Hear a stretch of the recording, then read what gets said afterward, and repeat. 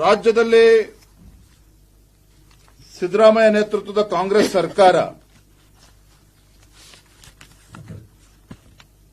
ಕಳೆದ ಕೆಲವು ದಿನಗಳಿಂದ ಅಥವಾ ಇತ್ತೀಚಿನ ದಿನಗಳಲ್ಲಿ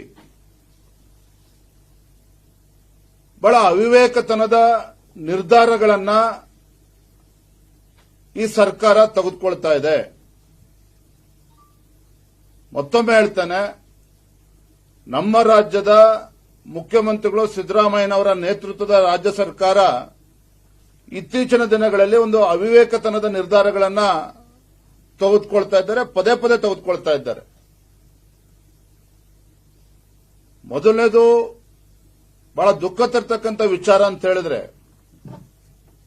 ಮೊನ್ನೆ ದಿನ ಪ್ರಧಾನಮಂತ್ರಿ ನರೇಂದ್ರ ಮೋದಿಜಿಯವರ ನೇತೃತ್ವದಲ್ಲಿ ನೀತಿ ಆಯೋಗದ ಒಂದು ಮಹತ್ವದ ಸಭೆ ದೆಹಲಿಯಲ್ಲಿ ನಡೆಯಿತು. ದೇಶದ ಎಲ್ಲಾ ರಾಜ್ಯಗಳ ಮುಖ್ಯಮಂತ್ರಿಗಳು, ಬಹುತೇಕ ಎಲ್ಲಾ ರಾಜ್ಯಗಳ ಮುಖ್ಯಮಂತ್ರಿಗಳು ಸಹ ಆ ಸಭೆಯಲ್ಲಿ ಭಾಗವಹಿಸಿದ್ರು.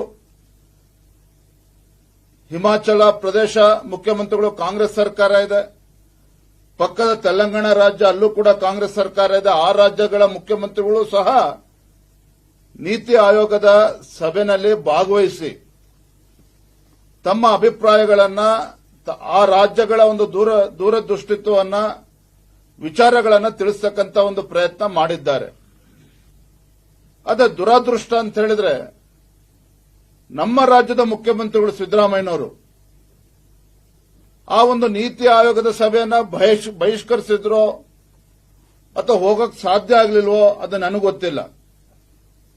ಆದರೆ ಒಂದಂತೂ ಸ್ಪಷ್ಟ, ರಾಜ್ಯದ ಮುಖ್ಯಮಂತ್ರಿಗಳು ಆ ನೀತಿ ಆಯೋಗದ ಸಭೆಗೆ ಹೋಗದೇನೆ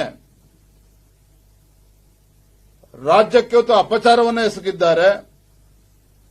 ರಾಜ್ಯಕ್ಕೆ ಇವತ್ತು ದ್ರೋಹ ಬಗೆತಕ್ಕಂಥ ಕೆಲಸ ಸಿದ್ದರಾಮಯ್ಯನವರು ಮಾಡಿದ್ದಾರೆ. ನೇರವಾಗಿ ಮಾತನ್ನ ಹೇಳ್ತೇನೆ, ಸಿದ್ದರಾಮಯ್ಯನವರು ಈ ರಾಜ್ಯದ ಮುಖ್ಯಮಂತ್ರಿಗಳು ಅಥವಾ ಕಾಂಗ್ರೆಸ್ ಪಕ್ಷದ ಮುಖ್ಯಮಂತ್ರಿಗಳು ಅಂತೇಳಿ ರಾಜ್ಯದ ಜನತೆಗೆ ಇವತ್ತು ಸ್ಪಷ್ಟಪಡಿಸಬೇಕಾಗಿದೆ. ಕಾಂಗ್ರೆಸ್ಸಿನ ಮುಖ್ಯಮಂತ್ರಿಗಳು ಅಥವಾ ಕರ್ನಾಟಕ ರಾಜ್ಯದ ಮುಖ್ಯಮಂತ್ರಿಗಳು ಅನ್ನೋದನ್ನ ಸಿದ್ದರಾಮಯ್ಯನವರು ಇವತ್ತು ಸ್ಪಷ್ಟಪಡಿಸಬೇಕಾಗಿದೆ. ಇವತ್ತು ಈ ಮಟ್ಟಕ್ಕೆ ಇವತ್ತು ರಾಜಕಾರಣವನ್ನು ತೆಗೆದುಕೊಂಡು ಹೋಗ್ತಕ್ಕಂಥದ್ದು, ರಾಜ್ಯದ ಅಭಿವೃದ್ಧಿ ವಿಚಾರ ಬಂದಾಗೂ ಸಹ ಈ ರೀತಿ ಅಪಪ್ರಚಾರಗಳನ್ನು ಮಾಡಿಕೊಂಡು ಕೇಂದ್ರ ಸರ್ಕಾರದ ಜೊತೆ ಸಂಘರ್ಷದ ಹಾದಿಯನ್ನು ತುಳಿದುಕೊಂಡು ಇವತ್ತು ರಾಜ್ಯಕ್ಕೆ ಅನ್ಯಾಯ ಮಾಡೋದಕ್ಕೆ ತಾವೇನು ಹೊರಟಿದ್ದೀರಿ, ಇದು ಖಂಡಿತ ಸರಿಯಲ್ಲ. ಕ್ಷಣ ಕ್ಷಣದ ಸುದ್ದಿಗಳಿಗಾಗಿ ಫ್ರೀಡಂ ಟಿವಿ ಸಬ್ಸ್ಕ್ರೈಬ್ ಮಾಡಿ, ಲೈಕ್ ಮಾಡಿ ಹಾಗೂ ಫಾಲೋ ಮಾಡಿ. ಹೊಸ ಸುದ್ದಿಗಳ ನೋಟಿಫಿಕೇಶನ್ಗಾಗಿ ಬೆಲ್ ಐಕಾನ್ ಮೇಲೆ ಕ್ಲಿಕ್ ಮಾಡಿ.